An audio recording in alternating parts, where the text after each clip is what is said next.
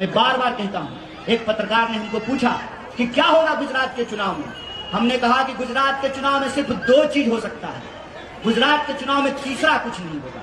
गुजरात के चुनाव में या तो 27 साल से जो चल रहा है वही 5 साल और चलेगा, अन्यथा दूसरा चीज ये होगा जो 27 साल में चल रहा है उस पर विराम लगेगी और गुजरात में परिवर्तन होगा। गुजरात में ये होने जा रहा है। और ये जो दो लोग हैं ये दो तरह के सोच के लोग हैं। एक सोच वो है जो ये कहता है कि मोरबी में जो घटना हुई उस घटना के लिए सरकार की कोई जवाबदेही नहीं। एक वो लोग हैं, एक उस सोच के लोग हैं। दूसरे वो लोग हैं जिनको लगता है कि मोरबी में जो घटना हुई उसमें सरकार की लापरवाही है।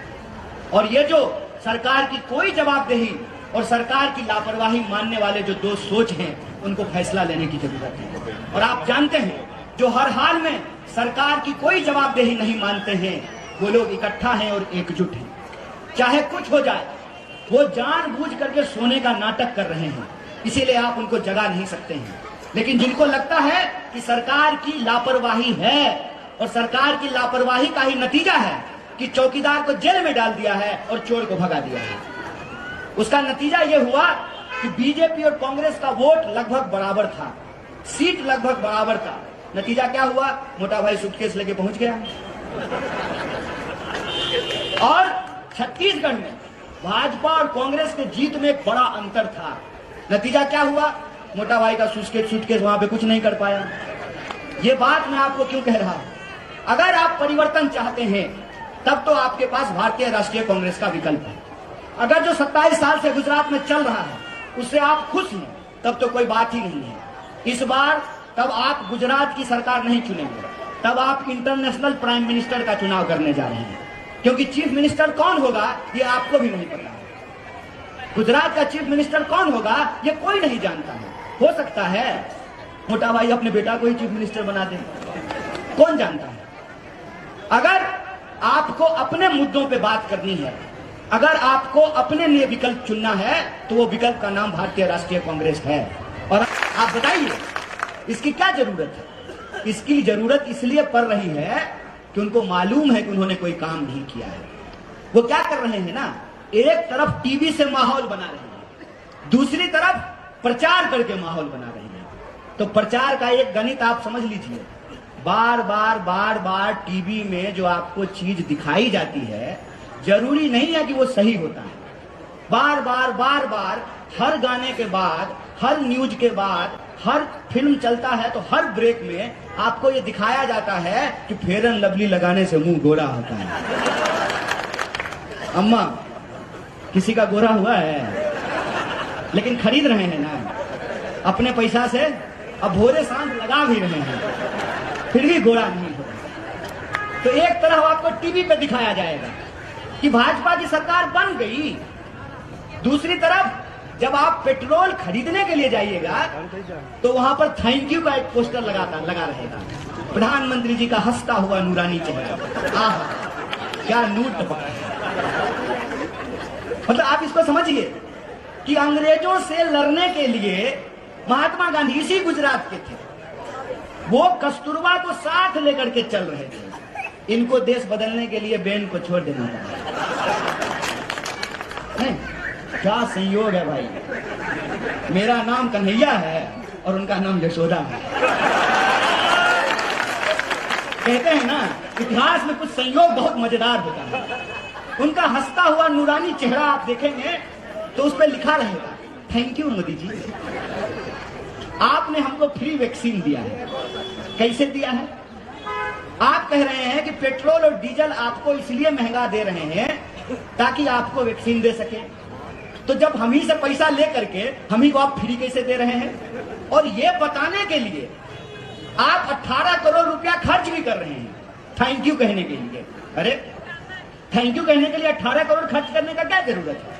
व्हाट्सएप यूनिवर्सिटी है आपके पास, एक बार थैंक यू लिखिएगा सब जगह पहुंच जाएगा। हकीकत क्या है? हकीकत यह है कि दुनिया भर की सारी गैर जरूरी बातें होंगी लेकिन आपका जो जरूरी मसला है उस पर कोई चर्चा नहीं होगा। भाजपा का एक दोस्त हमको फोन किया, बोला गुजरात में बीजेपी को फिर से जीतना जरूरी है। हमने कहा ये तो तुम हर बार बोलते हो, यही बात तुम 2017 में बोल रहे थे, यही बात जो है तुम 2012 में बोल रहे थे, 27 साल से तो तुम यही बोल रहे हो। बोला नहीं, मोदी जी ग्लोबल लीडर हो गए हैं और मोदी जी ग्लोबल लीडर तभी रहेंगे जब गुजरात का चुनाव जीतेंगे। हम बोले जब लीडर ही ग्लोबल हो गए हैं तो लोकल चुनाव जीतने का क्या जरूरत है। बोला मोदी जी रूस और यूक्रेन का युद्ध बंद करा रहे हैं। हम बोले रूस और यूक्रेन का युद्ध बंद कराने के चक्कर में ना 1100 रुपए का सिलेंडर खरीदने के चलते लोगों का चूल्हा बंद हो गया है। और मैं आपको बता दूं कि गुजरात का चुनाव आप लोगों को एक जहीन फैसला लेना है। जहीन फैसला इसलिए लेना है कि यहां पे लोकतंत्र का मजाक बना दिया गया है। मजाक ऐसे बना दिया गया है कि सबसे पहले आनंदीबेन पटेल चीफ मिनिस्टर थी कि नहीं थी ना। तब ये बताइए कि वो अच्छा काम की कि बुरा काम की। अगर वो अच्छा काम की तो उनको चीफ मिनिस्टर के पोस्ट से क्यों हटा दिया। अगर बुरा काम की तो उनको राज्यपाल किस बिना पे बना दिया। सोच के देखिए मन में। फिर रूपानी साहब को लेके आए। रूपानी साहब अच्छा काम किए कि बुरा काम किए। अगर अच्छा काम किए तो क्यों हटा दिया।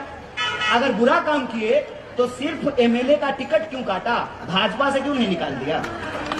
फिर आए हैं भूपेंद्र भाई। भूपेंद्र भाई को देखते तो सचमुच हमको बहुत दया आती है। पता है क्यों, बहुत सच्चे इंसान है, बहुत विनम्र और अच्छे लोग हैं। भूपेंद्र भाई को खुद नहीं पता था सुबह में कि दोपहर में चीफ मिनिस्टर बन जाएंगे। और ना वो जब जाते हैं ना तो एसपीजी भी उनको धक्का दे देता है और प्रधानमंत्री तो बिल्कुल आसपास नहीं आने देते हैं। वहां भी कार से साइड कर दिया है। मुझे दिख नहीं रहा है भाजपा का पोस्टर, ने तो आपको दिखा देता। पोस्टर में भी उनको साइड कर दिया है। ये गुजरात का अपमान है भाई साहब, ये गुजरात के चीफ मिनिस्टर का अपमान है। भाजपा अगर अपमान का बात करना चाहती है और भाषा की मर्यादा का बात करना चाहती है तो हम तैयार हैं भाजपा के साथ भाषा की मर्यादा पर बात करने के लिए। हमारे अध्यक्ष ने एक तुलना किया, एक उदाहरण दिया तो बात को बतंगड़ बनाने लगे। बोले गुजरात का अपमान है। तो मैं पूछना चाहता हूं, टीवी स्टूडियो में बैठ करके मोदी जी को देश का बाप बता रहे थे, वो देश का अपमान था कि नहीं था ना। मोदी जी देश के बाप हैं तो भाजपा का प्रवक्ता ये बात क्यों बोला। अगर बोला तो देश का अपमान किया कि नहीं किया। जिसका घर शीशे का हो ना उसको दूसरे के घर पे पत्थर नहीं मारना चाहिए। दिन भर गुंडागर्दी की भाषा करने वाले मंच से खड़ा होकर के गृह मंत्री जिसका काम है कानून व्यवस्था की रक्षा करना, वो गैर कानूनी बात कर रहे हैं, इंसान को डरा रहे हैं, घाव को कुरेद रहे हैं, जख्म पे नमक छिड़क रहे हैं और ये भाषा की मर्यादा की बात करते हैं। तो मैंने कहा कि मल्लिकार्जुन खड़गे साहब आपको इसलिए खटक रहे हैं ना क्योंकि उनका नाम मल्लिकार्जुन खड़गे है। अगर उनका नाम मल्लिकार्जुन अंबानी होता ना तो आप उनकी चरण वंदना कर रहे होते। बुद्धिमानी सिखाते हैं, ये बुद्धिमानी नहीं है साहब, इसको बेशर्मी कहते हैं, बेशर्मी। और मेरे मन में ये विचार आता है कई बार कि पैदाइशी बेशरम है कि सुबह सुबह चूरन खाते हैं मालूम है। वोट देता है लोग किस उम्मीद में, टैक्स देता है लोग किस उम्मीद में कि सरकार जनता के समस्याओं से उसको निजात दिलाएगी।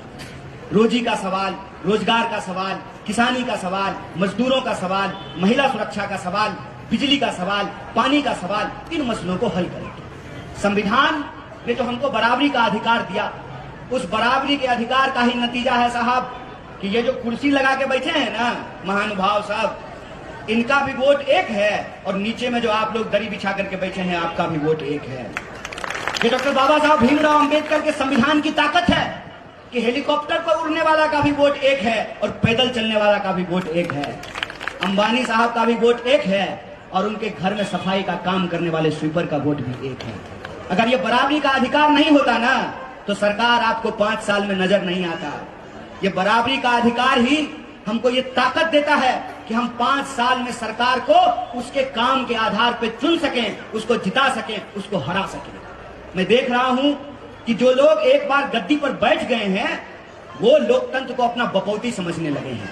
इसीलिए आप तमाम माताओं बहनों से यह अपील करना चाहता हूं, जिन लोगों को हमने गद्दी पे बिठाया है उनको ये याद दिलाने की जरूरत है कि अगर हम गद्दी पे बिठा सकते हैं तो कान पकड़ करके नीचे भी उतार सकते हैं। लोकतंत्र के साथ मजाक करना बंद करो और ये बताओ कि क्यों गुजरात में सबसे महंगी बिजली मिल रही है। ये बताओ कि जिन लोगों को कोरोना में अपनी जान गंवानी पड़ी उनको 4 लाख का मुआवजा क्यों नहीं दिया गया। ये बताओ कि अगर हम टैक्स दे रहे हैं तो हमको बदले में ऑक्सीजन का सिलेंडर क्यों नहीं मिल रहा है। ये बताओ कि हमारे बच्चे बड़ी मुश्किल से तालीम हासिल करते हैं, शिक्षा हासिल करते हैं, पेट काट करके माँ बाप अपने बच्चों को पढ़ाते हैं, इंजीनियरिंग करते हैं, MBA करते हैं, कॉमर्स की पढ़ाई करते हैं और जब एग्जाम देने जाते हैं तो प्रश्न पत्र लीक हो जाता है। ये बताओ कि इस बढ़ती हुई बेरोजगारी के लिए कौन जिम्मेवार है। ये बताओ कि इस बढ़ती हुई महंगाई के लिए कौन जवाब है। इन सवालों का जवाब हमको तय करना पड़ेगा, इन सवालों की जवाबदेही हमको तय करनी पड़ेगी। इसीलिए मैं कहता हूं कि गुजरात में सिर्फ 2 तरह का वोट है। एक वोट वो है जो गुजरात में चल रहा है ना, वही चलता रहेगा। दूसरा वोट वो है जो इस बात को समझता है कि हमारे नाम पर किस तरीके से धोखाधड़ी की जा रही है, जो ये समझता है कि जो चल रहा है उसको रोकना जरूरी है। अगर उसको नहीं रोका गया तो लोकतंत्र को अपनी बपौती समझने वाले लोग लोकतंत्र का गला घोट देंगे और ये जो परिवर्तन करने वाले लोग हैं उनको एक मुश्त होकर निर्णय लेने की जरूरत है। खबरों में बने रहने के लिए फोरम 4 को सब्सक्राइब करें और नोटिफिकेशन पाने के लिए बेल आइकन दबाएं।